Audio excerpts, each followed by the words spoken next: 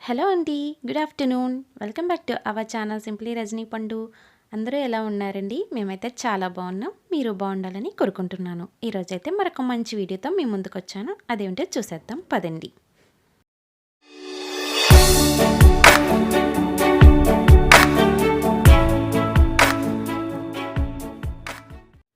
And recipe వచ్చేటప్పటికి సేమియా పాయసం అండి. చాలా సింపుల్గా చేసుకోవచ్చు. ఎలాగో నేను చెప్తాను. నేను 1 అవర్ ముందు సగ్గుబియ్యంని ఒకసారి వాష్ చేసి కొంచెం వాటర్ వేసి నానపెట్టుకున్నాను. టీ గ్లాస్కి హాఫ్ గ్లాస్ నానపెట్టాను. అలాగే వాటర్ మరిగించుకున్నాను ఒక 3 గ్లాసెస్.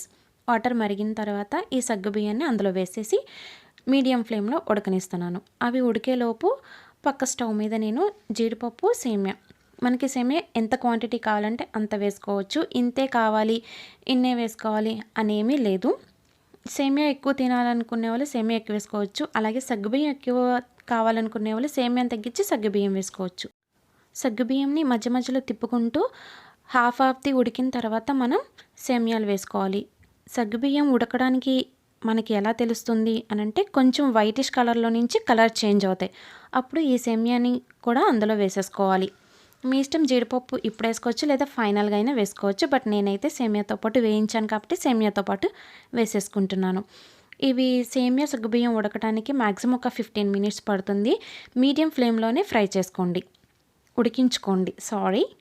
అలాగే వేరొక స్టవ్ మీద నేను 1/2 లీటర్ పాలని కాచుకుంటున్నాను. అండ్ మీరు అనుకోవచ్చు సేమియా పాయసం మాకు రాదా అని. బట్ బిఫోర్ మ్యారేజ్ నాకు సేమియా కాయడం అస్సలు రాదండి. బర్త్డేస్ కూడా మా చెల్లి కాసి ఇచ్చేది. మా చెల్లి బాగా చేసేది అప్పట్లో స్వీట్స్ అవి. పెళ్ళైన తర్వాత నేను నేర్చుకున్నాను వంటలన్నీ. బట్ ఇప్పుడైతే ఒక 20-25 మెంబర్స్ వరకు నేను ఒక్కదాన్ని ఇండివిజువల్గా అయినా వంట చేసి పెట్టగలను. సో ఇప్పుడు సేమియా సగ్గుబియ్యం 2 ఉడికిన తర్వాత మనం షుగర్ వేసుకోవాలి. ఇది బెల్లం కూడా వేసుకోవచ్చండి. ఖచ్చితంగా షుగరే వేసుకోవాలని లేదు. షుగర్ వేసుకొని ఒక 3-4 నిమిషాలు ఉడికిన తర్వాత స్టవ్ ఆఫ్ చేసేసుకోండి. ఇప్పుడు మనకి పాలు కాగిని, సేమియా పాకం సేమియా సగ్గుబియ్యం ఉడికిపోయినాయి. ఈ రెండింటిని మనం ఎప్పుడు కావాలంటే అప్పుడు మిక్స్ చేసుకోవచ్చు.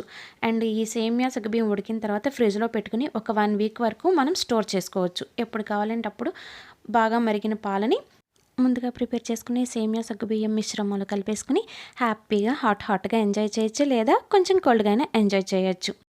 మీకు ఈ వీడియో కనుక నచ్చితే ప్లీజ్ లైక్ చేయండి, కామెంట్ చేయండి అండ్ సబ్స్క్రైబ్ చేసుకోండి. పక్కనే ఉన్న బెల్ క్లిక్ చేసి ఆల్ అనే ఆప్షన్ని ప్రెస్ చేయండి.